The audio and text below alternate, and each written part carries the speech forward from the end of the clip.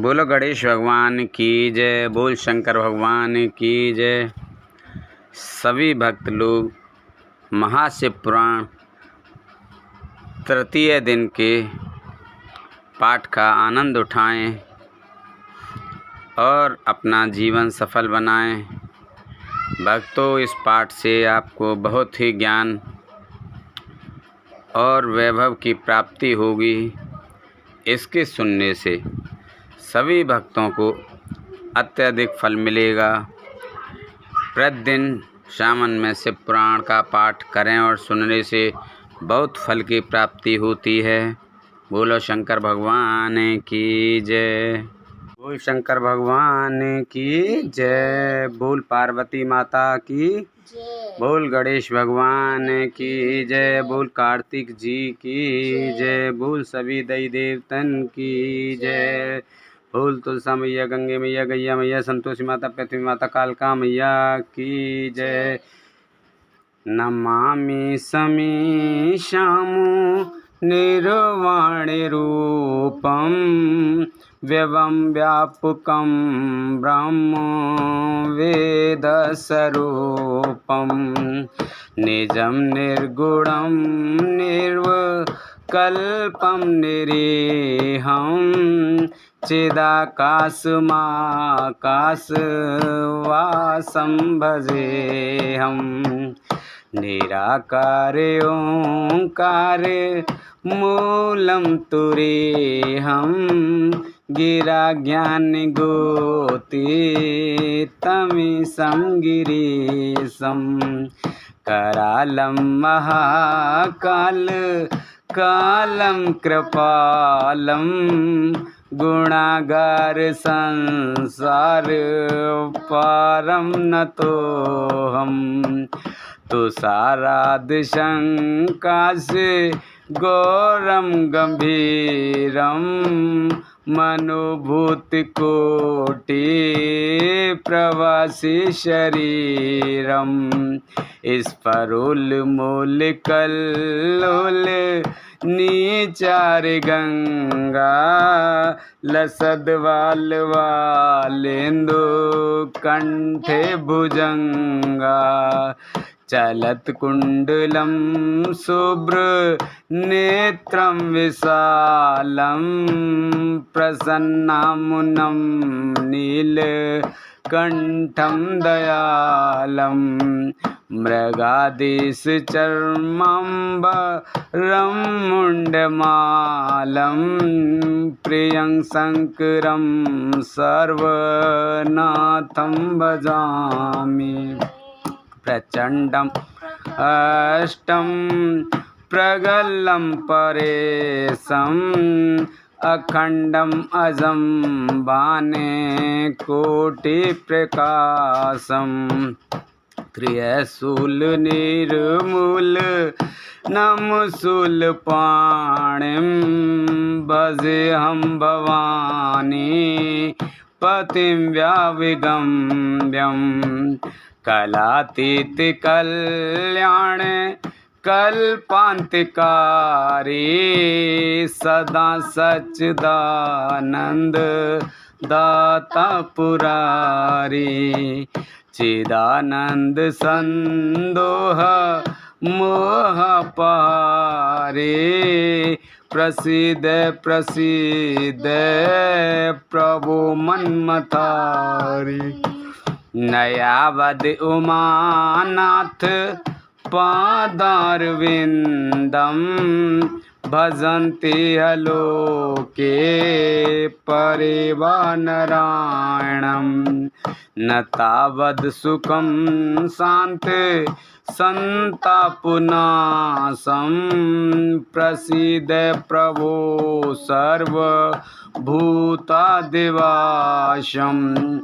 न जानामि योगं जपं नैव पूजा न तो हम सदा सर्वदा तोभ्यं जरा जन्म दुःख्यो घटतव्यमानं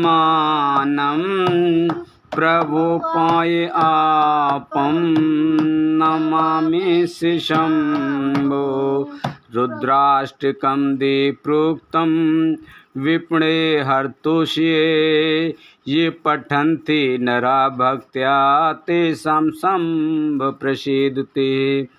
सुन विनती सर्वज्ञ शिव देख विप्र अनुराग नव मंदिर वाणी भई हे दुजवर वर मांग। जो प्रसन्न प्रभु हे पर नाथ दीन पर ने निज पर भक्ति देहो प्रभु पुंदु सरवर दे। तब माया बस जीव जड़ संकट फिरहि बिलान तिन पर क्रोध न कीजिए कृपा सिंधु भगवान। शंकर दीन दयाल अवो मो पर हो कृपाल सात अनुग्रह हो ते नाथ तोरे काल सियापत रामचंद्र पत शरणम शंकर हरि ओम जय जय सिया राम जय जय हनुमान हरि की जय। ले भवन अमंगल हारी दस दशरथ अजर बिहारी। शिव पुराण कथा आरंभ। 11वां अध्याय शिवलिंग की स्थापना और पूजन विधि का वर्णन। ऋषियों ने पूछा, सूत जी, शिवलिंग की स्थापना कैसे करनी चाहिए तथा उसकी पूजा कैसे, किस काल में तथा किस द्रव्य द्वारा करनी चाहिए। सूत जी ने कहा, महर्षियों, मैं तुम लोगों के लिए इस विषय का वर्णन करता हूँ, इसे ध्यान से सुनो और समझो।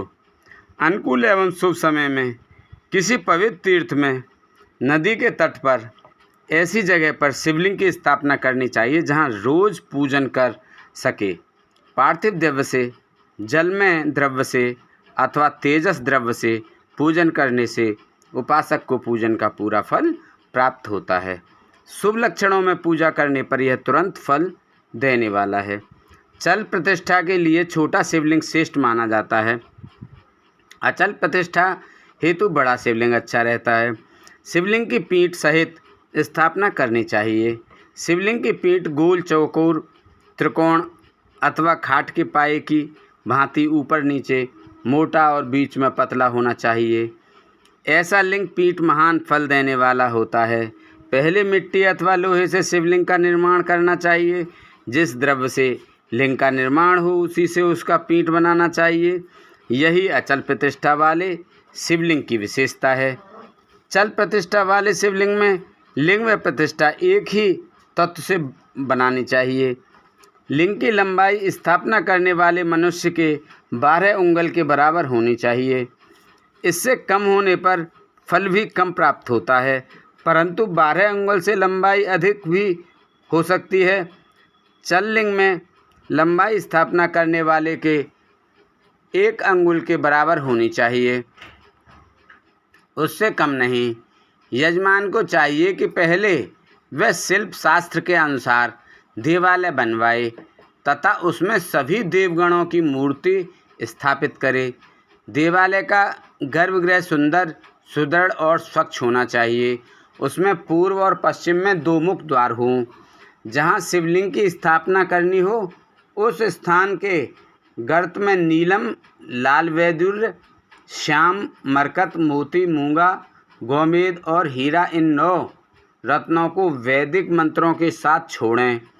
5 वैदिक मंत्रों द्वारा 5 स्थानों से पूजन करके अग्नि में आहुति दें और परिवार सहित मेरी पूजा करके आचार्य को धन से तथा भाई बंधुओं को मनचाही वस्तु से संतुष्ट करें।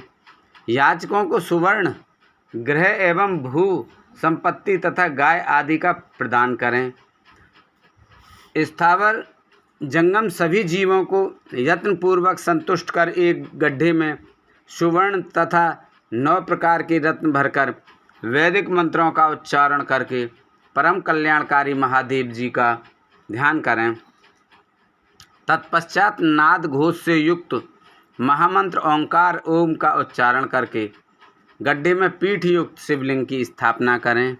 वहाँ परम सुंदर मूर्ति की भी स्थापना करनी चाहिए तथा भूमि संस्कार की विधि जिस प्रकार शिवलिंग के लिए की गई है उसी प्रकार मूर्ति की प्रतिष्ठा भी करनी चाहिए। मूर्ति की स्थापना अर्थात प्रतिष्ठा पंचाक्षर मंत्र से करनी चाहिए। मूर्ति को बाहर से भी लिया जा सकता है परंतु वह साधु पुरुष द्वारा पूजित हो। इस प्रकार शिवलिंग में मूर्ति द्वारा की गई महादेव की पूजा शिव पद प्रदान करने वाली है।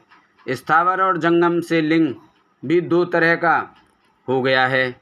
वृक्षलता आदि को स्थावर लिंग कहते हैं और कृमि कीट आदि को जंगम लिंग। स्थावर लिंग को सींचना चाहिए तथा जंगम लिंग को आहार एवं जल देकर तृप्त करना चाहिए। यूँ चराचर जीवों को भगवान शंकर का प्रतीक मानकर उनका पूजन करना चाहिए। इस तरह महालिंग की स्थापना करके विविध उपचारों द्वारा उसका रोज पूजन करें तथा देवालय के पास ध्वजारोहण करें। शिवलिंग साक्षात शिव का पद प्रदान करने वाला है। आवाहन, आसन, अर्घ्य, पाद्य, पाद्यांग, आचमन, स्नान, वस्त्र, यज्ञोपवीत, गंध, पुष्प, धूप, दीप, नैवेद्य, तांबूल, समर्पण, नीराजन, नमस्कार और विसर्जन ये 16 उपचार हैं। इनके द्वारा पूजन करें। इस तरह किया गया भगवान शिव का पूजन शिवप्रद की प्राप्ति कराने वाला है। सभी शिवलिंगों की स्थापना के उपरांत चाहे वे मनुष्य द्वारा स्थापित, ऋषियों या देवताओं द्वारा अथवा अपने आप प्रकट हुए हों, सभी का उपर्युक्त विधि से पूजन करना चाहिए, तभी फल प्राप्त होता है। उसकी परिक्रमा और नमस्कार करने से शिवप्रद की प्राप्ति होती है। शिवलिंग का नियम पूर्वक दर्शन भी कल्याणकारी होता है। मिट्टी, आटा, गाय के गोबर, फूल, कन्नेर, पुष्प, फल, गुड़, मक्खन, भस्म अथवा अन्न से शिवलिंग बनाकर प्रतिदिन पूजन करें तथा प्रतिदिन 10,000 प्रणव मंत्रों का जाप करें अथवा दोनों संध्याओं के समय 1 सहस्त्र प्रणव मंत्रों का जाप करें। इससे भी शिवप्रद की प्राप्ति होती है। जप काल में प्रणव मंत्र का उच्चारण मन की शुद्धि करता है। नाद और बिंदु से युक्त ओंकार को कुछ विद्वान समान प्रणव कहते हैं। प्रतिदिन 10,000 पंचाक्षर मंत्र का जाप अथवा दोनों संध्याओं को 1 सहस्त्र मंत्र का जाप शिवपद की प्राप्ति कराने वाला है। सभी ब्राह्मणों के लिए प्रणव से युक्त पंचाक्षर मंत्र अति फलदायक है। कलश से किया स्नान, मंत्र की दीक्षा, मातृकाओं का न्यास, सत्य से पवित्र अंतकरण, ब्राह्मण तथा ज्ञानी गुरु सभी को उत्तम माना गया है। पंचाक्षर मंत्र का 5 करोड़ जाप करने से मनुष्य भगवान शिव के समान हो जाता है। 1, 2, 3 अथवा 4 करोड़ जाप करके मनुष्य क्रमशः ब्रह्मा, विष्णु, रुद्र तथा महेश्वर का पद प्राप्त कर लेता है। यदि 1000 दिनों तक प्रतिदिन 1 सहस्त्र जाप पंचाक्षर मंत्रों का किया जाए और प्रतिदिन ब्राह्मण को भोजन कराया जाए तो इससे अभीष्ट कार्य की सिद्धि होती है। ब्राह्मण को प्रतिदिन प्रातःकाल 1008 बार गायत्री मंत्र का जाप करना चाहिए क्योंकि गायत्री मंत्र शिवपद की प्राप्ति कराता है। वेद मंत्रों और वैदिक सूक्तियों का भी नियम से जाप करें। अन्य मंत्रों में जितने अक्षर हैं उनके उतने लाख जाप करें। इस प्रकार यथाशक्ति जाप करने वाला मनुष्य मोक्ष प्राप्त करता है। अपनी पसंद से कोई एक मंत्र अपनाकर प्रतिदिन उसका जाप करें और ओम का नित्य 1 सहस्त्र जाप करें। ऐसा करने से संपूर्ण मनोरथों की सिद्धि होती है। जो मनुष्य भगवान शिव के लिए फुलवाड़ी या बगीचे लगाता है तथा शिव मंदिर में झाड़ने बुहारने का सेवा कार्य करता है, ऐसे शिव भक्त को पुण्य कर्म की प्राप्ति होती है। अंत समय में भगवान शिव उसे मोक्ष प्रदान करते हैं। काशी में निवास करने से भी योग और मोक्ष की प्राप्ति होती है। इसलिए आमरण भगवान शिव के क्षेत्र में निवास करना चाहिए। उस क्षेत्र में स्थित बावड़ी, तालाब, कुआं और पोखर को शिवलिंग समझकर वहां स्नान, दान और जाप करके मनुष्य भगवान शिव को प्राप्त कर लेता है। जो मनुष्य शिव के क्षेत्र में अपने किसी मृत संबंधी का दाह दशा है, मासिक श्राद्ध अथवा वार्षिक श्राद्ध करता है अथवा अपने पितरों को पिंड देता है, वह तत्काल सभी पापों से मुक्त हो जाता है और अंत में शिव पद प्राप्त करता है। लोक में अपने वर्ण के अनुसार आचरण करने व सदाचार का पालन करने से शिव पद की प्राप्ति होती है। निष्काम भाव से किया गया कार्य अभीष्ट फल देने वाला एवं शिव प्रद प्रदान करने वाला होता है। दिन के प्रातः, मध्याह्न और सायं 3 विभाग होते हैं। इनमें सभी को एक एक प्रकार के कर्म का प्रतिपादन करना चाहिए। प्रातःकाल रोजाना दैनिक शास्त्र कर्म, मध्याह्न सकाम कर्म तथा सायंकाल शांति कर्म के लिए पूजन करना चाहिए। इसी प्रकार रात्रि में 4 प्रहर होते हैं। उनमें से बीच के 2 प्रहर निशीथ काल कहलाते हैं। इसी काल में पूजा करनी चाहिए, क्योंकि यह पूजा अभीष्ट फल देने वाली है। कलयुग में कर्म द्वारा ही फल की सिद्धि होगी। इस प्रकार विधि पूर्वक और समयानुसार भगवान शिव का पूजन करने वाले मनुष्य को अपने कर्मों का पूरा फल मिलता है। ऋषियों ने कहा, सूर्य ऐसे पुण्य क्षेत्र कौन कौन से हैं जिनका आश्रय लेकर सभी स्त्री पुरुष शिव पद को प्राप्त कर लें? कृपा कर हमें बताइए। 11वां अध्याय समाप्त। बोलो शंकर भगवान की जय। 12वां अध्याय शुरू। मोक्षदायक पुण्य क्षेत्रों का वर्णन।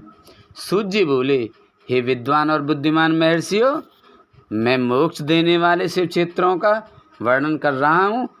पर्वत, वन और काननों सहित इस पृथ्वी का विस्तार 50 करोड़ योजन है। भगवान शिव की इच्छा से पृथ्वी ने सभी को धारण किया है। भगवान शिव ने भूतल पर विभिन्न स्थानों पर वहाँ के प्राणियों को मोक्ष देने के लिए शिव क्षेत्र का निर्माण किया है। कुछ क्षेत्रों को देवताओं और ऋषियों ने अपना निवास स्थान बनाया है, इसलिए उसमें तीर्थत्व प्रकट हो गया है। बहुत से तीर्थ ऐसे हैं जो स्वयं प्रकट हुए हैं। तीर्थ क्षेत्र में जाने पर मनुष्य को सदा स्नान, दान और जाप करना चाहिए, अन्यथा मनुष्य रोग, गरीबी तथा मूर्खता आदि दोषों का भागी हो जाता है। जो मनुष्य अपने देश में मृत्यु को प्राप्त होता है, वह इस पुण्य के फल से दोबारा मनुष्य योनि प्राप्त करता है, परंतु पापी मनुष्य दुर्गति को ही प्राप्त करता है। हे ब्राह्मणों, पुण्य क्षेत्र में किया गया पाप कर्म अधिक दृढ़ हो जाता है, अतः पुण्य क्षेत्र में निवास करते समय पाप कर्म करने से बचना चाहिए। सिंधु और सतलुज नदी के तट पर बहुत से पुण्य क्षेत्र हैं। सरस्वती नदी परम पवित्र और 60 मुख वाली है, अर्थात उसकी 60 धाराएं हैं। इन धाराओं के तट पर निवास करने से परम पद की प्राप्ति होती है। हिमालय से निकली हुई पुण्य सलीला गंगा 100 मुख वाली नदी है। इसके तट पर काशी, प्रयाग आदि पुण्य क्षेत्र हैं। मकर राशि में सूर्य होने पर गंगा की तटभूमि अधिक प्रशस्त एवं पुण्यदायक हो जाती है। सोनभद्र नदी की 10 धाराएं हैं। बृहस्पति के मकर राशि में आने पर यह अत्यंत पवित्र तथा अभीष्ट फल देने वाली है। इस समय यहाँ स्नान और उपवास करने से विनायक पद की प्राप्ति होती है। पुण्य सलीला महानदी नर्मदा के 24 मुख हैं। इसमें स्नान करके तट पर निवास करने से मनुष्य को वैष्णव पद की प्राप्ति होती है। तमसा के 12 तथा रेवा के 10 मुख हैं। परम पुण्यमयी गोदावरी के 21 मुख हैं। यह ब्रह्म हत्या तथा गौवध पाप का नाश करने वाली एवं रुद्र लोक देने वाली है।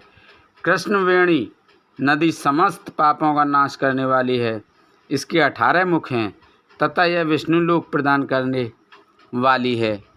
तुंगभद्रा 10 मुखी है एवं ब्रह्मलोक देने वाली है। सुवर्ण मुखरी के 9 मुख हैं। ब्रह्मलोक से लौटे जीव इसी नदी के तट पर जन्म लेते हैं। सरस्वती नदी, पंपा सरोवर, कन्याकुमारी, अंतरीप तथा शुभकारक श्वेत नदी सभी पुण्य क्षेत्र हैं। इनके तट पर निवास करने से इंद्रलोक की प्राप्ति होती है। महानदी कावेरी परम पुण्यमयी है। इसके 27 मुख हैं। यह संपूर्ण अभिष्ट वस्तुओं को देने वाली है। इसके तट ब्रह्मा विष्णु का पद देने वाले हैं। कावेरी के जो तट शैव क्षेत्र के अंतर्गत हैं वे अभिष्ट फल तथा शिवलोक प्रदान करने वाले हैं। नैमिषारण्य तथा बद्रिकाश्रम में सूर्य और बृहस्पति के मेष राशि में आने पर स्नान और पूजन करने से ब्रह्मलोक की प्राप्ति होती है। सिंह और कर्क राशि में सूर्य की संक्रांति होने पर सिंधु नदी में किया स्नान तथा केदार तीर्थ के जल का पान एवं स्नान ज्ञानदायक माना जाता है। बृहस्पति के सिंह राशि में स्थित होने पर भाद्र मास में गोदावरी के जल में स्नान करने से शिवलोक की प्राप्ति होती है। ऐसे स्वयं भगवान शिव ने कहा है। सूर्य और बृहस्पति के कन्या राशि में स्थित होने पर यमुना और सोनभद्र में स्नान से धर्मराज और गणेश लोक में महान भोग की प्राप्ति होती है। ऐसी महर्षियों की मान्यता है। सूर्य और बृहस्पति के तुला राशि में होने पर कावेरी नदी में स्नान करने से भगवान विष्णु के वचन की महिमा से अभिष्ट फल की प्राप्ति होती है। मार्गशीर्ष माह में सूर्य और बृहस्पति के वृश्चिक राशि में आने पर नर्मदा में स्नान करने से विष्णु पद की प्राप्ति होती है। सूर्य और बृहस्पति के धनु राशि में होने पर सुवर्णमुखी नदी में किया स्नान शिवलोक प्रदान करने वाला है। मकर राशि में सूर्य और बृहस्पति के माघ मास में होने पर गंगा जी में किया गया स्नान शिवलोक प्रदान करने वाला है। शिवलोक के पश्चात ब्रह्मा और विष्णु के स्थानों में सुख भोग कर अंत में मनुष्य को ज्ञान की प्राप्ति होती है। माघ मास में सूर्य के कुंभ राशि में होने पर फाल्गुन मास में गंगा तट पर किया श्राद्ध पिंडदान अथवा तिलोतक दान पिता और नाना दोनों कुलों के पितरों की अनेकों पीढ़ियों का उद्धार करने वाला है। गंगा व कावेरी नदी का आश्रय लेकर तीर्थवास करने से पाप का नाश हो जाता है। ताम्रपर्णी और वेगवती नदियाँ ब्रह्मलोक की प्राप्ति रूप फल देने वाली हैं। इनके तट पर स्वर्गदायक क्षेत्र हैं। इन नदियों के मध्य में बहुत से पुण्य क्षेत्र हैं। यहीं निवास करने वाला मनुष्य अभिष्ट फल का भागी होता है। सदाचार, उत्तम व्रति तथा सद्भावना के साथ मन में दया भाव रखते हुए विद्वान पुरुष को तीर्थ में निवास करना चाहिए, अन्यथा उसे फल नहीं मिलता। पुण्य क्षेत्र में जीवन बिताने का निश्चय करने पर तथा वास करने पर पहले का सारा पाप तत्काल नष्ट हो जाएगा, क्योंकि पुण्य को ऐश्वर्यदायक कहा जाता है। हे ब्राह्मणों, तीर्थ में वास करने पर उत्पन्न पुण्य कायिक, वाचिक और मानसिक सभी पापों का नाश कर देता है। तीर्थ में किया मानसिक पाप कई कल्पों तक पीछा नहीं छोड़ता, यह केवल ध्यान से ही नष्ट होता है। वाचिक पाप जाप से तथा कायिक पाप शरीर को सुखाने जैसे कठोर तप से नष्ट होता है। अतः सुख चाहने वाले पुरुष को देवताओं की पूजा करते हुए और ब्राह्मणों को दान देते हुए पाप से बचकर ही तीर्थ में निवास करना चाहिए। 12वां अध्याय समाप्त। बोलो शंकर भगवान की जय। 13वां अध्याय सदाचार, संध्या वंदन, प्रणव, गायत्री जाप एवं अग्निहोत्र की विधि तथा महिमा। ऋषियों ने कहा, सूत जी, आप हमें वह सदाचार सुनाइए जिससे विद्वान पुरुष पुण्य लोकों पर विजय पाता है। स्वर्ग प्रदान करने वाले, धर्म में तथा नरक का कष्ट देने वाले अधर्म में आचारों का वर्णन कीजिए। सूत जी बोले, सदाचार का पालन करने वाला मनुष्य ही ब्राह्मण कहलाने का अधिकारी है। वेदों के अनुसार आचार का पालन करने वाले एवं वेद के अभ्यासी ब्राह्मण को विप्र कहते हैं। सदाचार, वेदाचार तथा विद्या गुणों से युक्त होने पर उसे द्विज कहते हैं। वेदों का कम आचार तथा कम अध्ययन करने वाले एवं राजा के पुरोहित अथवा सेवक ब्राह्मण को क्षत्रिय ब्राह्मण कहते हैं। जो ब्राह्मण कृषि या वाणिज्य कर्म करने वाला है तथा ब्राह्मणोचित आचार का भी पालन करता है वह वैश्य ब्राह्मण है तथा स्वयं खेत जोतने वाला शुद्ध ब्राह्मण कहलाता है। जो दूसरों के दोष देखने वाला तथा परद्रोही है उसे चांडाल द्विज कहते हैं। क्षत्रियों में जो पृथ्वी का पालन करता है वह राजा है तथा अन्य मनुष्य राजत्वहीन क्षत्रिय माने जाते हैं। जो धान्य आदि वस्तुओं का क्रय विक्रय करता है वह वैश्य कहलाता है। दूसरों को वणिक कहते हैं। जो ब्राह्मणों, क्षत्रियों और वैश्यों की सेवा में लगा रहता है शूद्र कहलाता है। जो शूद्र हल जोतता है उसे वृषल समझना चाहिए। इन सभी वर्णों के मनुष्यों को चाहिए कि वे ब्रह्म मुहूर्त में उठकर पूर्व की ओर मुख करके देवताओं का, धर्म का, अर्थ का, उसकी प्राप्ति के लिए उठाए जाने वाले कलेशों का तथा आय और व्यय का चिंतन करें। रात में अंतिम पहर के मध्य भाग में मनुष्य को उठकर मलमूत्र त्याग करना चाहिए। घर से बाहर शरीर को ढककर जाकर उत्तराभिमुख होकर मलमूत्र का त्याग करें। जल, अग्नि, ब्राह्मण तथा देवताओं का स्थान बचाकर बैठें। उठने पर उस ओर न देखें। हाथ पैरों की शुद्धि करके 8 बार कुल्ला करें। किसी वृक्ष के पत्ते से दातुन करें। दातुन करते समय तर्जनी उंगली का उपयोग नहीं करें। तदंतर जल संबंधी देवताओं को नमस्कार कर मंत्र पाठ करते हुए जलाशय में स्नान करें। यदि कंठ तक या कमर तक पानी में खड़े होने की शक्ति ना हो तो घुटने तक जल में खड़े होकर ऊपर जल छिड़क कर मंत्रोच्चारण करते हुए स्नान कर तर्पण करें। इसके उपरांत वस्त्र धारण कर उत्तरीय भी धारण करें। नदी अथवा तीर्थ में स्नान करने पर उतारे हुए वस्त्र वहाँ न धोएं। उसे किसी कुएं, बावड़ी अथवा घर ले जाकर धोएं। कपड़ों को निचोड़ने से जो जल गिरता है वह एक श्रेणी के पितरों की तृप्ति के लिए होता है। इसके बाद जाबाली उपनिषद में बताए गए मंत्र से भस्म लेकर लगाएं। इस विधि का पालन करने से पूर्व यदि भस्म गिर जाए तो गिराने वाला मनुष्य नरक में जाता है। आपोहिष्टा मंत्र से पाप शांति के लिए सिर पर जल छिड़ककर यस्य क्षयाय मंत्र पढ़कर पैर पर जल छिड़कें। आपोहिष्टा में 3 ऋचाएँ हैं। पहली ऋचा का पाठ कर पैर, मस्तक और हृदय में जल छिड़कें। दूसरी ऋचा का पाठ कर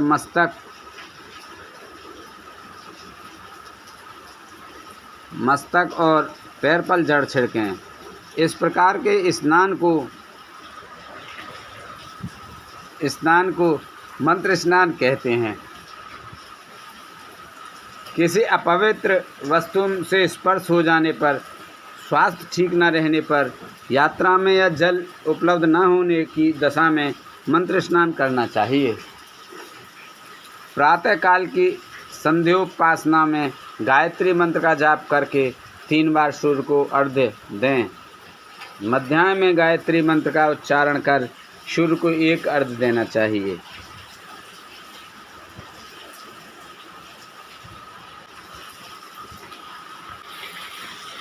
सायंकाल में पश्चिम की ओर मुख करके पृथ्वी पर ही सूर्य को अर्घ्य दें।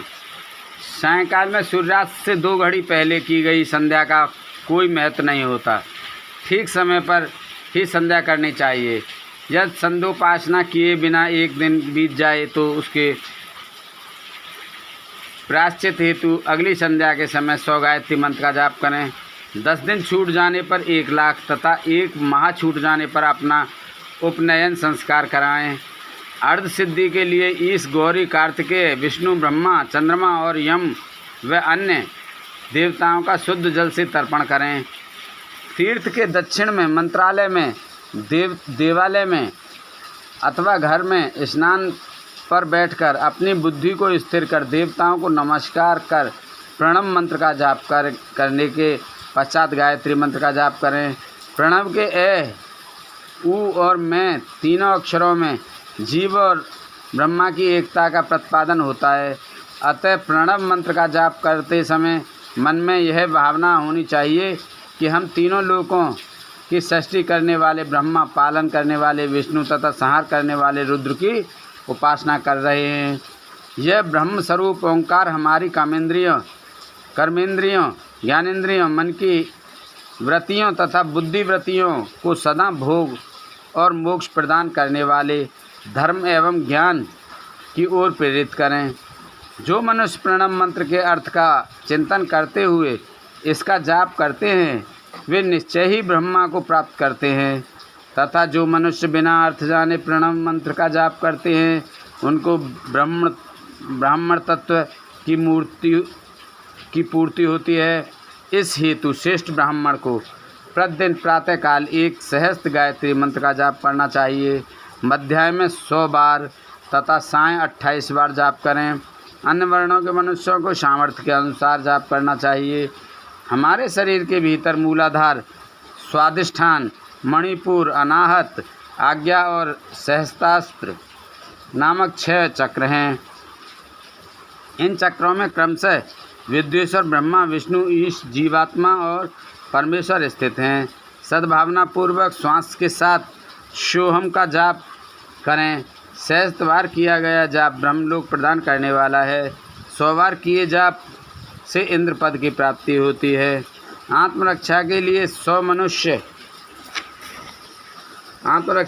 जो मनुष्य अल्प मात्रा में इसका जाप करता है वह ब्राह्मण कुल में जन्म लेता है।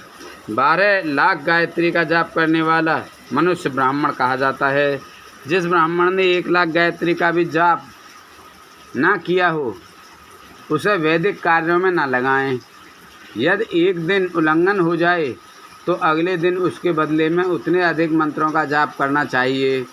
ऐसा करने से दोषों की शांति होती है, धर्म से अर्थ की प्राप्ति होती है, अर्थ से भोग सुलभ होता है, भोग से वैराग्य की संभावना होती है, धर्म पूर्वक उपार्जित धन से भोग प्राप्त होता है, उससे भोगों के प्रति आसक्ति उत्पन्न होती है। मनुष्य धर्म से धन पाता है एवं तपस्याओं से दिव्य रूप प्राप्त करता है। कामनाओं का त्याग करने से अंतःकरण की शुद्धि होती है, उस शुद्धि से ज्ञान का उदय होता है। सतयुग में तप को तथा कलयुग में दान को धर्म का अच्छा साधन माना गया है। सतयुग में ध्यान से, त्रेता में तपस्या से और द्वापर में यज्ञ करने से ज्ञान की सिद्धि होती है, परंतु कलयुग में प्रतिमा की पूजा से ज्ञान लाभ होता है। अधर्म हिंसात्मक और दुख देने वाला है। धर्म से सुख व अभ्युदय की प्राप्ति होती है। दुराचार से दुख तथा सदाचार से सुख मिलता है। अतः भोग और मोक्ष की सिद्धि के लिए धर्म का उपार्जन करना चाहिए। किसी ब्राह्मण को 100 वर्ष के जीवन निर्वाह की सामग्री देने पर ही ब्रह्मलोक की प्राप्ति होती है। 1 सहस्त्र चंद्रायण व्रत का अनुष्ठान ब्रह्मलोकदायक माना जाता है। दान देने वाला पुरुष जिस देवता को सामने रखकर दान करता है, अर्थात जिस देवता को वह दान द्वारा प्रसन्न करना चाहता है, उसी देवता का लोक उसे प्राप्त होता है। धनहीन पुरुष तपस्या कर अच्छे सुख को प्राप्त कर सकते हैं। ब्राह्मण को दान ग्रहण कर तथा यज्ञ करके धन का अर्जन करना चाहिए। क्षत्रिय बाहुबल से तथा वैश्य कृषि एवं गोरक्षा से धन का उपार्जन करें। इस प्रकार न्याय से उपार्जित धन को दान करने से दाता को ज्ञान की सिद्धि प्राप्त होती है एवं ज्ञान से ही मोक्ष की प्राप्ति सुलभ होती है। गृहस्थ मनुष्य को धन, धान्य आदि सभी वस्तुओं का दान करना चाहिए, जिससे के अन्न को खाकर मनुष्य कथा श्रवण तथा सत्कर्म का पालन करता है तो उसका आधा फल दाता को मिलता है। दान लेने वाले मनुष्य को दान में प्राप्त वस्तु का दान तथा तपस्या द्वारा पाप की शुद्धि करनी चाहिए। उसे अपने धन के 3 भाग करने चाहिए, एक धर्म के लिए, दूसरा वृद्धि के लिए एवं तीसरा उपभोग के लिए। धर्म के लिए रखे धन से नित्य नैमित्तिक और इच्छित कार्य करें। वृद्धि के लिए रखे धन से ऐसा व्यापार करें जिससे धन की प्राप्ति हो, तथा उपभोग के धन से पवित्र भोग भोगें। खेती से प्राप्त धन का 10वां भाग दान करें, इससे पाप की शुद्धि होती है। वृद्धि के लिए किए गए व्यापार से प्राप्त धन का 6वां भाग दान देना चाहिए। विद्वान को चाहिए कि वह दूसरों के दोषों का बखान ना करे। ब्राह्मण भी दोषवश दूसरों के सुने या देखे हुए छिद्र को कभी प्रकट ना करें। विद्वान पुरुष ऐसी बात ना कहें जो समस्त प्राणियों के हृदय में रोष पैदा करने वाली हो। दोनों संध्याओं के समय अग्नि को विधिपूर्वक दी हुई आहुति से संतुष्ट करें। चावल, धान्य, घी, फल, कंद तथा हविष्य के द्वारा स्थाली पाक बनाए तथा यथोचित रीति से सूर्य और अग्नि को अर्पित करें। यदि दोनों समय अग्निहोत्र करने में असमर्थ हों तो संध्या के समय जाप और सूर्य की वंदना कर लें। आत्मज्ञान की इच्छा रखने वाले तथा धनी पुरुषों को इसी प्रकार उपासना करनी चाहिए। जो मनुष्य सदा ब्रह्म यज्ञ करते हैं, देवताओं की पूजा, अग्नि पूजा और गुरु पूजा प्रतिदिन करते हैं तथा ब्राह्मणों को भोजन तथा दक्षिणा देते हैं, वे स्वर्ग लोक के भागी होते हैं। 14वां अध्याय 13वां अध्याय समाप्त हो लो। शंकर भगवान की जय।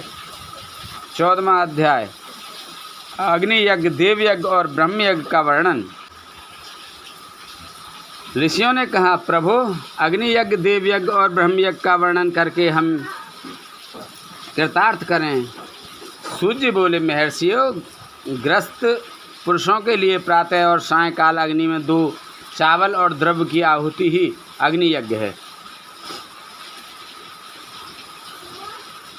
ब्रह्मचारियों के लिए समिधा का देना ही अग्नि यज्ञ है, अर्थात अग्नि में सामग्री की आहुति देना उनके लिए अग्नि यज्ञ है। द्विजों का जब तक विवाह न हो जाए उनके लिए अग्नि में समिधा की आहुति, व्रत तथा जाप करना ही अग्नि यज्ञ है। द्विजों जिसने अग्नि को विसर्जित कर उसे अपनी आत्मा में स्थापित कर लिया है, ऐसे वानप्रस्थियों और सन्यासियों के लिए यही अग्नि यज्ञ है कि वे समय पर हितकर और पवित्र अन्न का भोजन कर लें।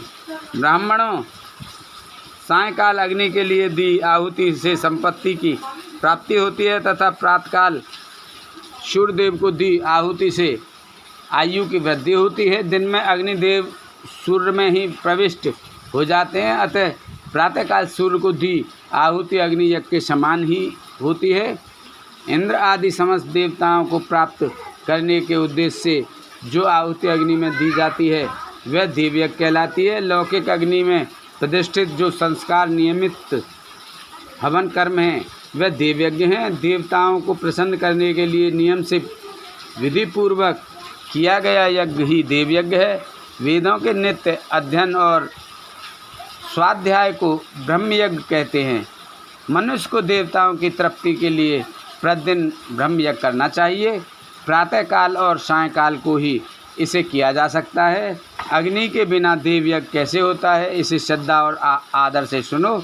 सृष्टि के आरंभ में सर्वज्ञ और सर्वसमर्थ महादेव शिव जी ने समस्त लोगों के उपकार के लिए वारों की कल्पना की। भगवान शिव संसार रूपी रोग को दूर करने के लिए वैद्य हैं, सबके ज्ञाता तथा समस्त औषधियों के औषध हैं। भगवान शिव ने सबसे पहले अपने वार की रचना की जो आरोग्य प्रदान करने वाला है। तत्पश्चात अपनी माया शक्ति का वार बनाया, जो संपत्ति प्रदान करने वाला है। जन्म काल में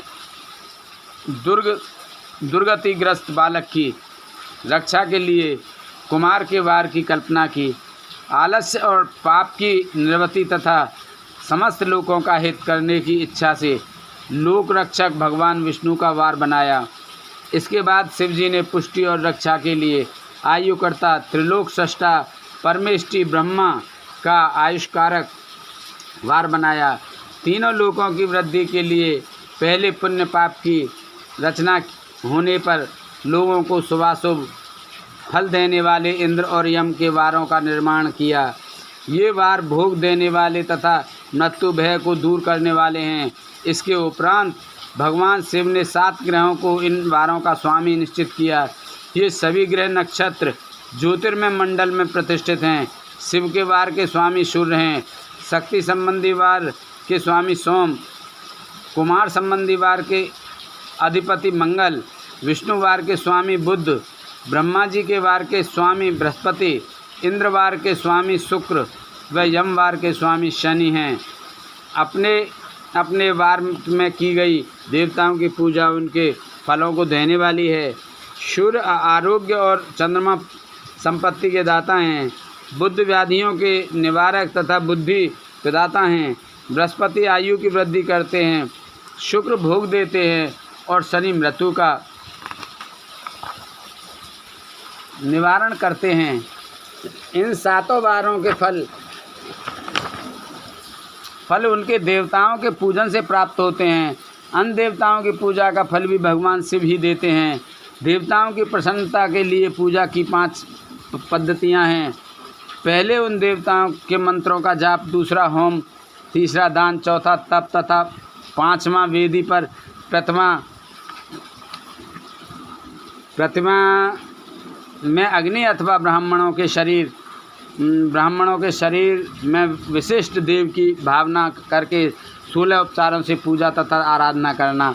दोनों नेत्रों तथा मस्तक के रूप में और कुष्ठ रोग की शांति के लिए भगवान सूर्य की पूजा करके ब्राह्मणों को भोजन कराएं। इससे यदि प्रबल प्रारब्ध का निर्माण हो जाए तो जरा एवं रोगों का नाश हो जाता है।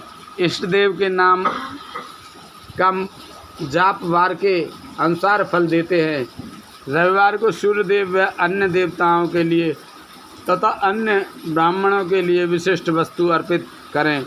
यह साधन विशिष्ट फल देने वाला होता है तथा इसके द्वारा पापों की शांति होती है। सोमवार को संपत्ति व लक्ष्मी की प्राप्ति के लिए लक्ष्मी की पूजा करें तथा पत्नी के साथ ब्राह्मणों को घी में पका अन्न भोजन कराएं। मंगलवार को रोगों की शांति के लिए काली की पूजा करें। उड़द, मूंग एवं अरहर की दाल से युक्त अन्न का भोजन ब्राह्मणों को कराएं। बुधवार को दधि युक्त अन्न से भगवान विष्णु का पूजन करें। ऐसा करने से पुत्र मित्र की प्राप्ति होती है। जो दीर्घायु होने की इच्छा रखते हैं वे बृहस्पतिवार को देवताओं का वस्त्र, यज्ञोपवीत तथा घी मिश्रित खीर से पूजन करें। भोगों की प्राप्ति के लिए शुक्रवार को एकाग्रचित होकर देवताओं का पूजन करें और ब्राह्मणों की तृप्ति के लिए षड्रस युक्त अन्न दें। स्त्रियों की प्रसन्नता के लिए सुंदर वस्त्र का विधान करें। शनिवार अपनत्व का निवारण करने वाला है। इस दिन रुद्र की पूजा करें। तिल के होम व दान से देवताओं को संतुष्ट करके ब्राह्मणों को तिल मिश्रित भोजन कराएं। इस तरह से देवताओं की पूजा करने से आरोग्य एवं उत्तम फल की प्राप्ति होती है। देवताओं के नित्य विशेष पूजन, स्नान, दान, जाप, होम तथा ब्राह्मण तर्पण एवं रवि आदि वारों में विशेष तिथि और नक्षत्रों का योग प्राप्त होने पर विभिन्न देवताओं के पूजन में जगदीश्वर भगवान शिव ही उन देवताओं के रूप में पूजित होकर सब लोगों को आरोग्य फल प्रदान करते हैं। देश काल, पात्र, द्रव्य, श्रद्धा एवं लोक के अनुसार उनका ध्यान रखते हुए महादेव जी की आराधना करने वाले को आरोग्य आदि फल देते हैं। मंगल कार्यों के आरंभ में और अशुभ कार्यों के अंत में तथा जन्म नक्षत्रों के आने पर ग्रस्त पुरुष अपने घर में आरोग्य की समृद्धि के लिए सूर्य ग्रह का पूजन करे। इससे सिद्ध होता है कि देवताओं का पूजन संपूर्ण अभिष्ट वस्तुओं को देने वाला है। पूजन वैदिक मंत्रों के अनुसार ही होना चाहिए। शुभ फल की इच्छा रखने वाले मनुष्यों को 7 दिन अपनी शक्ति के अनुसार देव पूजन करना चाहिए। निर्धन मनुष्य तपस्या व व्रत आदि से तथा धनी धन के द्वारा देवी देवताओं की आराधना करे। जो मनुष्य श्रद्धापूर्वक इस तरह के धर्म का अनुष्ठान करता है वह पुण्यलोक में अनेक प्रकार के फल भोग कर पुनः इस पृथ्वी पर जन्म ग्रहण करता है। धनवान पुरुष सदा भोग सिद्धि के लिए मार्ग में वृक्ष लगाकर लोगों के लिए छाया की व्यवस्था करते हैं और उनके लिए कुएं बावली बनवाकर पानी की व्यवस्था करते हैं। वेद शास्त्रों की प्रतिष्ठा के लिए पाठशाला का निर्माण या अन्य किसी भी प्रकार से धर्म का संग्रह करते हैं और स्वर्गलोक को प्राप्त होते हैं। समयानुसार पुण्य कर्मों के परपाक से अंतकरण शुद्ध होने पर ज्ञान की सिद्धि होती है। दुजों इस अध्याय को जो सुनता पढ़ता है अथवा सुनने की व्यवस्था करता है उसे देव यज्ञ का फल प्राप्त होता है। बोल शंकर भगवान की जय। 14वां अध्याय समाप्त। बोलो हरि ओम नमो नमः। 15वां अध्याय शुरू। देश काल पात्र और दान का विचार। ऋषियों ने कहा, समस्त पदार्थों के ज्ञाताओं में श्रेष्ठ सूत जी हमसे देश काल और दान का वर्णन करें। देश का वर्णन। सूत जी बोले, अपने घर में किया देव यज्ञ शुद्ध ग्रह के फल को देने वाला है। गौशाला का स्थान घर में किए गए देव यज्ञ से 10 गुना, जबकि जलाशय का तट गौशाला से 10 गुना है। एवं जहाँ तुलसी बेल और पीपल वृक्ष का मूल हो वह स्थान जलाशय तट से भी 10 गुना महत्व देने वाला है। देवालय उससे भी अधिक महत्व रखता है। देवालय से 10 गुना महत्व रखता है तीर्थ भूमि का तट। उससे भी श्रेष्ठ है नदी का किनारा तथा उसका 10 गुना उत्कृष्ट है तीर्थ नदी का तट। इससे भी अधिक महत्व रखने वाला है सप्त गंगा तट, जिसमें गंगा, गोदावरी, कावेरी, ताम्रपर्णी, सिंधु, सरयू और रेवा नदियाँ आती हैं। इससे भी 10 गुना अधिक फल समुद्र का तट और उससे भी 10 गुना अधिक फल पर्वत चोटी पर पूजा करने से होता है। और सबसे अधिक महत्व का स्थान वह होता है जहाँ मन रम जाए। काल का वर्णन। सतयुग में यज्ञ, दान आदि से संपूर्ण फलों की प्राप्ति होती है। त्रेता में तिहाई, द्वापर में आधा, कलयुग में इससे भी कम फल प्राप्त होता है, परंतु शुद्ध हृदय से किया गया पूजन फल देने वाला होता है। इससे 10 गुना फल सूर्य संक्रांति के दिन, उससे 10 गुना अधिक फल तुला और मेष की संक्रांति में तथा चंद्र ग्रहण में उससे भी 10 गुना फल मिलता है। सूर्य ग्रहण में उससे भी 10 गुना अधिक फल प्राप्त होता है। महापुरुषों के साथ में वह काल करोड़ों सूर्य ग्रहण के समान पावन है, ऐसा ज्ञानी पुरुष मानते हैं। पात्र वर्णन। तपोनिष्ठ योगी और ज्ञाननिष्ठ योगी पूजा के पात्र होते हैं, क्योंकि ये पापों के नाश के कारण होते हैं। जिस ब्राह्मण ने 24 लाख गायत्री का जाप कर लिया हो वह भी पूजा का पात्र है। वह संपूर्ण काल और भोग का दाता है। गायत्री के जाप से शुद्ध हुआ ब्राह्मण परम पवित्र है, इसलिए दान, जाप, होम और पूजा सभी कर्मों को लिए वही शुद्ध पात्र है। स्त्री या पुरुष जो भी भूखा हो वही अन्नदान का पात्र है। जिसे जिस वस्तु की इच्छा हो उसे वह वस्तु बिना मांगे ही दे दी जाए तो दाता को उस दान का पूरा फल प्राप्त होता है। याचना करने के बाद दिया गया दान आधा ही फल देता है। सेवक को दिया दान चौथाई फल देने वाला होता है। दीन ब्राह्मण को दिए गए धन का दान दाता को इस भूतल पर 10 वर्षों तक भोग प्रदान करने वाला है। वेद विवेकता को दान देने पर वह स्वर्गलोक में देवताओं के वर्ष से 10 वर्ष तक दिव्य भोग देने वाला है। गुरुदक्षिणा में प्राप्त धन शुद्ध द्रव्य कहलाता है। इसका दान संपूर्ण फल देने वाला है। क्षत्रियों का शौर्य से कमाया हुआ, वैश्यों का व्यापार से आया हुआ और शूद्रों का सेवानिवृत्त से प्राप्त किया धन उत्तम द्रव्य है। दान का वर्णन। गौ, भूमि, तिल, सुवर्ण, घी, वस्त्र, धान्य, गुड़, चांदी, नमक, कोहड़ा, और कन्या नामक 12 वस्तुओं का दान करना चाहिए। गोदान से सभी पापों का निवारण होता है और पुण्य कर्मों की पुष्टि होती है। भूमि का दान परलोक में आश्रय देने वाला होता है। तिल का दान बल देने वाला तथा मृत्यु का निवारक होता है। सुवर्ण का दान वीरदायक और घी का दान पुष्टिकारक होता है। वस्त्र का दान आयु की वृद्धि करता है। धान्य का दान करने से अन्न और धन की समृद्धि होती है। गुड़ का दान मधुर भोजन की प्राप्ति कराता है। चांदी के दान से वीर्य की वृद्धि होती है। लवण के दान से षडरस भोजन की प्राप्ति होती है। कोहड़ा या कुष्मांड के दान को पुष्टिदायक माना जाता है। कन्या का दान आजीवन भोग देने वाला होता है। जिन वस्तुओं से श्रवण आदि इंद्रियों की तृप्ति होती है उनका सदा दान करें। वेद और शास्त्र को गुरुमुख से ग्रहण करके कर्मों का फल अवश्य मिलता है। इसे ही उच्च कोटि की आस्तिकता कहते हैं।